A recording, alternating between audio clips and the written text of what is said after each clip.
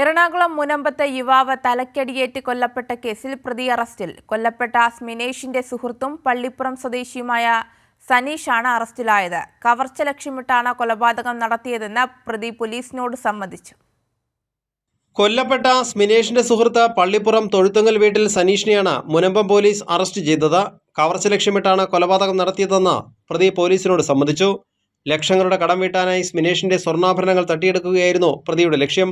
മുനമ്പം പള്ളിപ്പുറം മാവുങ്കൽ വീട്ടിൽ സ്മിനേഷിനെ ശനിയാഴ്ച രാവിലെയാണ് വീട്ടിലെ കാർപോർച്ചിൽ മരിച്ച നിലയിൽ കണ്ടെത്തിയത്. തലയ്ക്ക് പിന്നിൽ അടിയേറ്റ് രക്തം വാർന്ന നിലയിലായിരുന്നു മൃതദേഹം. കൊല്ലപ്പെട്ട സ്മിനേഷിന്റെ ശരീരത്തിലുണ്ടായിരുന്ന മാലയും ഒരു മോതിരവും മൊബൈൽ ഫോണും നഷ്ടപ്പെട്ടിരുന്നു. പോലീസ് നടത്തിയ അന്വേഷണത്തിലാണ് സനീഷിനെക്കുറിച്ച് വിവരം ലഭിച്ചത്. കുറച്ചുകാലം സ്മിനേഷുമായി അകൽച്ചയിലായിരുന്ന പ്രതി ഈയിടെയാണ് അടുത്തുകൂടിയത്. ഒറ്റയ്ക്ക് താമസിച്ചിരുന്ന സ്മിനേഷ് വീട്ടിലെത്തുന്ന സമയം മനസ്സിലാക്കി ആയുധവുമായാണ് പ്രതി സ്ഥലത്തെത്തിയത്. സൗഹൃദം നടിച്ചെത്തിയ സനീഷ് സുഹൃത്തിനെ കൊലപ്പെടുത്തി ആഭരണങ്ങളും ഫോണും തട്ടിയെടുത്ത് സ്ഥലം വിടുകയായിരുന്നു. കൈരളി ന്യൂസ്, കൊച്ചി.